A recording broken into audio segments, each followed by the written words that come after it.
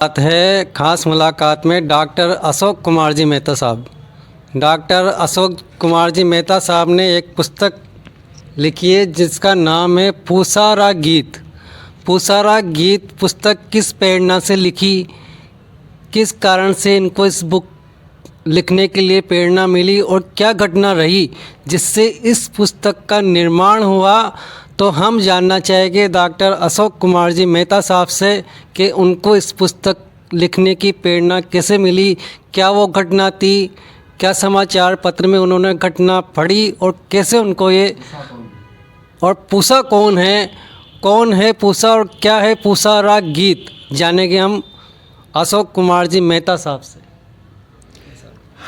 धन्यवाद मयूर जी। ऐसा है जी, ये जो पुस्तक है वो एक तरह से एक छोटा सा समाचार मैंने राजस्थान पत्रिका में पढ़ा था सन 2008 में, और उस समय इसकी रचना प्रारंभ हुई और कुछ महीने लगे जब ये सब गीत लिखे गए। लेकिन इसके पीछे एक बहुत दर्दनाक घटना है, और आप जानते हैं कि किसी साहित्यकार को कोई दर्दनाक घटना उसके जानकारी में आती है, पढ़ने में आती है या उसके सामने घट जाती है तो उसको कितनी चोट लगती होगी। और उसी चोट से कई बार ऐसे गीत निकलते हैं। साहित्यकार क्या करता है कि उस दर्द को छिपाकर और उसको गीतों के रूप में, साहित्य के रूप में प्रकट कर देता है। ये साहित्यकार का कार्य भी है और उसके लिए उसको जो भी श्रम करना पड़े वो करना चाहिए। जी। कहा है कि नामूलम लिख्यते किंचित नानपेक्षित मुच्यते। हमारे किसी आचार्य ने कहा है कि आप कुछ भी लिखो उसके पीछे कुछ न कुछ मूल होना चाहिए, उसकी जड़ कहीं न कहीं होनी चाहिए। और नानपेक्षित मुच्यते, और आप ऐसा कभी मत बोलो जो आपसे अपेक्षा नहीं की गई है। आप साहित्यकार से कभी अपेक्षा ये नहीं करोगे कि वो गाली गलौज करे, है ना। तो ना मूलम लिख्यते किंचित नानपेक्षित मुच्यते। तो ये मेरा खुद का भी मानना रहा। और तो अब क्या है कि इसके पीछे तो मूल ये था, जोधपुर के पास किसी ग्रामीण क्षेत्र में फूसा एक बच्ची का नाम है। गांव में ऐसे ही नाम होते हैं, फूसा है ना, फूस होता है जो आप जानते हैं कि बारीक कटी हुई और घास फूस जो होती है, तो फूसा ऐसे नाम हो जाते हैं, है ना, गांव में। तो फूसा एक घर की बच्ची है, लगभग 10 साल की होगी, कारण कि वो 5वीं पास हो चुकी है, ठीक है। और ये मेरा अंदाज़ा है कारण कि मैंने जो न्यूज़ पढ़ी वो 4-5 लाइनों की थी पत्रिका में, छोटी सी, और उसमें ये विवरण था कि फूसा नाम की एक बच्ची आगे पढ़ना चाहती, 5वीं पास हो गई अच्छे नंबरों से।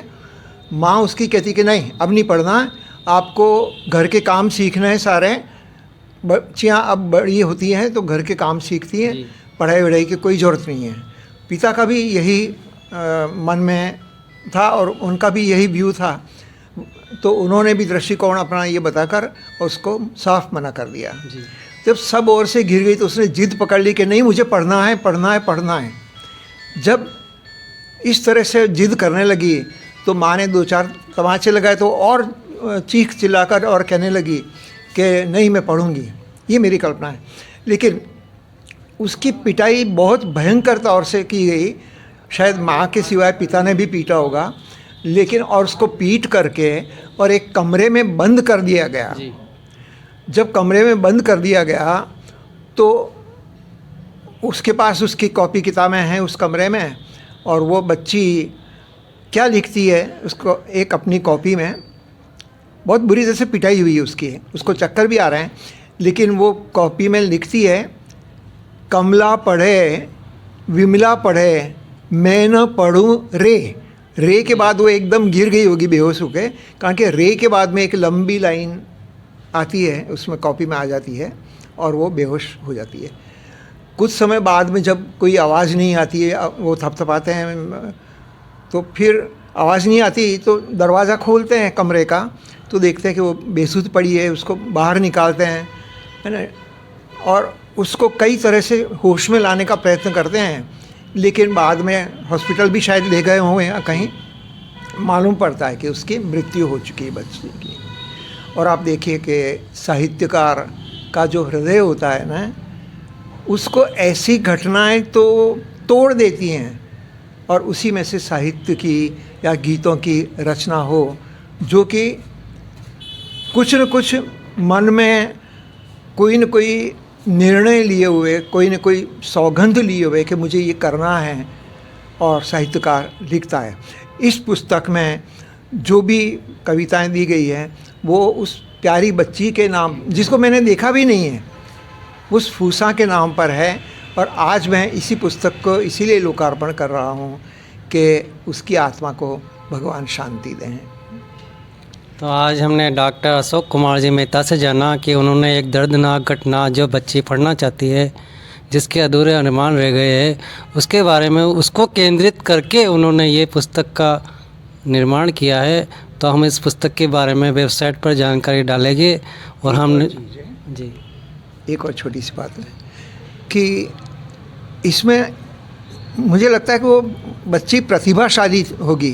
कहा कि ये देखिए कि कमला पढ़े बिमला पढ़े मैं न पढ़ूँ रे, ये कविता की दर्शाती है कारण कि ये उसकी प्रतिभा दर्शाती है, कारण कि ये कविता की प्रथम लाइन हो गई है, कविता की प्रथम लाइन है ना।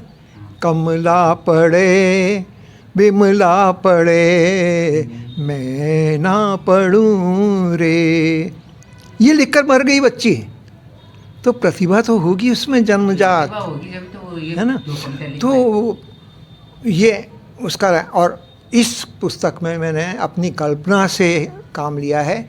उस बच्ची को मैंने देखा है 1 साल की, धीरे धीरे बड़ी होती हुई, इसमें 17 गीत हैं, धीरे धीरे बड़ी हुई थी, और शादी होना, ये सब आपकी कल्पना में आएगा इस पुस्तक को पढ़ने में। लेकिन अंत में जो अंतिम गीत है इस पुस्तक का, वो उसी दर्द को बयां कर जाता है, कारण कि उसकी मृत्यु को प्रकट करता है। लेकिन उसके पहले वो गृहस्थी देख चुकी है, बड़ी हो चुकी है, शादी ब्याह सब हो चुका है। सारी कल्पना है मेरी उस आघात को मरहम लगाने के लिए कि बच्ची छोटी सी मर गई, लेकिन मैं उसको बड़ी कर रहा हूँ पुस्तक में। और उस पुस्तक में अंतिम जो वो है गीत, उसमें उसकी मृत्यु मैंने प्रदर्शित की है। इस पुस्तक में उस फूसा नाम की बच्ची के बारे में 17 कविता संकलित है, और उसको कैसे कल्पना के माध्यम से 17 कविताओं के माध्यम से प्रदर्शित किया है, साहित्य के समाज के सामने लाया है, दर्शाया है कि वो बच्ची किस तरह से, बच्चे होते हैं ग्रामीण क्षेत्र में या ऐसे बच्चे होते हैं जो अपने सपने साकार नहीं कर पाते, पढ़ाई नहीं कर पाते, और उनके सपने दबकर कुचल देते हैं या दब जाते हैं, अरमान अधूरे रह जाते हैं उनके। वो बहुत कुछ करना चाहते हैं जीवन में, लेकिन वो कुछ नहीं कर पाते। तो उनको सपोर्ट करने, माँ बाप सपोर्ट करे, समाज सपोर्ट करे, इसकी प्रेरणा हमें अशोक कुमार जी मेहता की पुस्तक से मिलती है। किया गया है, समेटा गया है ना।